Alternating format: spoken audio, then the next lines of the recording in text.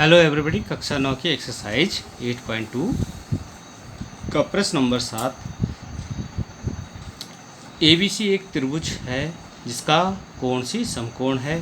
देखिए ABC एक त्रिभुज है ABC जिसका सी कोण समकोण है।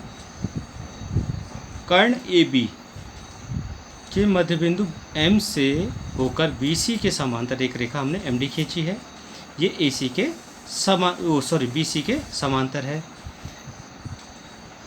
अब जो ये D पर प्रच्छेद करता है तो ये समांतर है। दर्शाइए कि D भुजा AC का मध्य बिंदु है। हमें ये दिखाना है कि जो D है वो AC का मध्य बिंदु है। कैसे करेंगे, देखिए हमें ये पता है कि इस प्रश्न में कि त्रिभुज ABC दिया है, ठीक है, कोण C 90 डिग्री का दे रखा है और MD जो है BC के पैरेलल है। अतः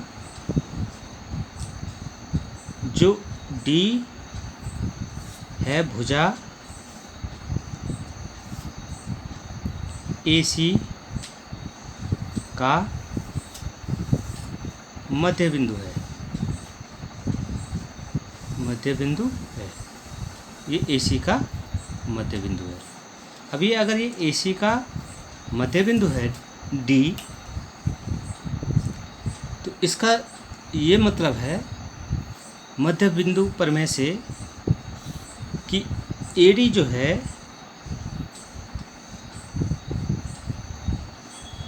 DC के बराबर है।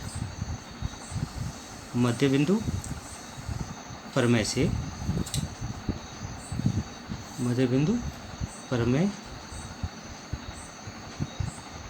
का विलोम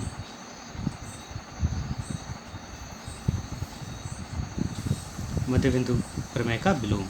मध्य बिंदु प्रमेय क्या कहती है? यदि किसी त्रिभुज की दो भुजाओं के मध्य बिंदु को मिलाने वाला जो रेखाखंड है तीसरी भुजा के समांतर होता है। और इसका विलोम क्या होता है कि यदि किसी त्रिभुज की एक भुजा का मध्य बिंदु से जाने वाला रेखाखंड दूसरी भुजा के समांतर है तो वह तीसरी भुजा के मध्य बिंदु को मिलाएगा। ये इसका प्रमेय है। तो इसको आप ध्यान रखेंगे कि त्रिभुज की एक भुजा के मध्य बिंदु से एक अन्य भुजा के समांतर, इस अन्य भुजा के समांतर खींची गई रेखा तीसरी भुजा को समद्विभाजित करता है। ये इसका विलोम है। तो तीसरी भुजा को समद्विभाजित करता है, यह उसका मध्य बिंदु होता है। इसलिए हमने क्या लिख दिया, AC बराबर DC। अब हमने यहाँ पे सिद्ध करना है कि जो MD है वो परपेंडिकुलर है AC के। ये हमने सिद्ध करना है, ठीक है। इसके लिए क्या करना पड़ेगा, हमें सबसे पहले जो दिया है वो लिखेंगे। हमें पता है कि जो MD है वो परपेंडिकुलर है BC के, MD BC के समांतर है। तो जो कोण है, जब ये समांतर हैं आपस में, ये कोण ये दोनों भुजाएं, तो ADM कोण ADM बराबर कोण ACB, ये दोनों कोण बराबर होंगे और दोनों कोणों का मान कितना होगा, 90 डिग्री, क्योंकि दिया है जो कोण C है वो 90 डिग्री है। तो अगर ये 90 है तो D भी कितना हो जाएगा, 90 डिग्री का हो जाएगा।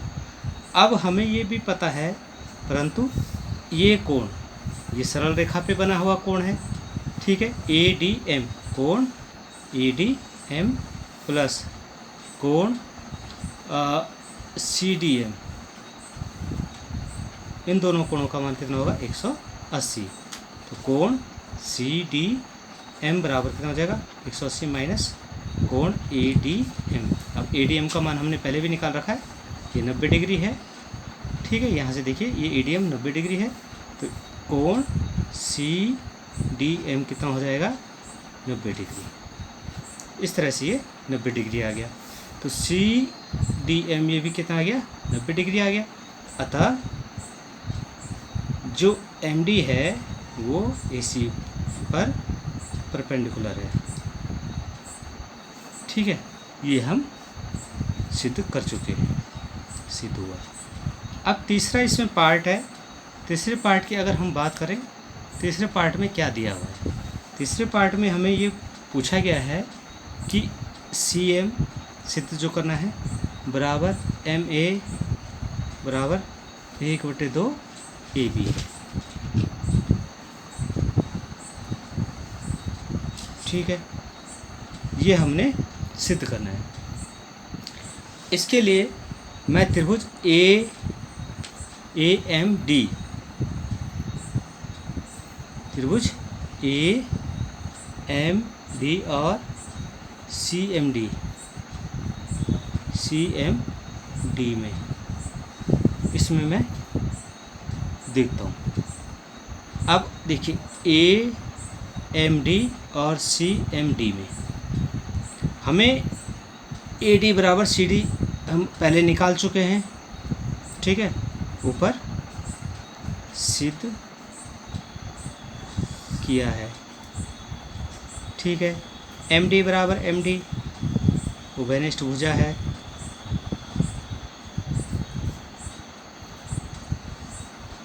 ठीक है, और कोण बात करें ADM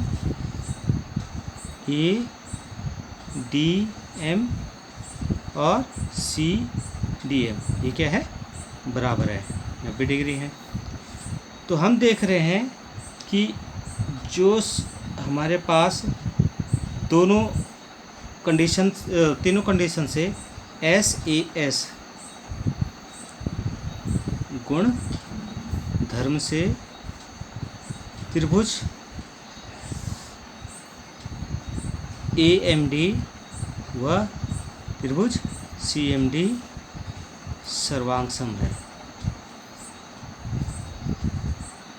ये त्रिभुज क्या है? सर्वांगसम है। और जब ये सर्वांगसम है तो इनकी अन्य भुजाएं भी अपने आप बराबर हो जाएंगी। अतः AM बराबर CM। सर्वांग क्यों हो गए बराबर? सर्वांगसम त्रिभुजों, सर्वांगसम त्रिभुजों के संगत भाग बराबर होते हैं, बराबर होते हैं। इसलिए क्या होगा? बराबर होगा। AM बराबर हमारे पास क्या आ गया? CM आ गया। ठीक है, साथ ही हम ये देख रहे हैं कि AM जो है वो हाफ है AB के। AM क्या है?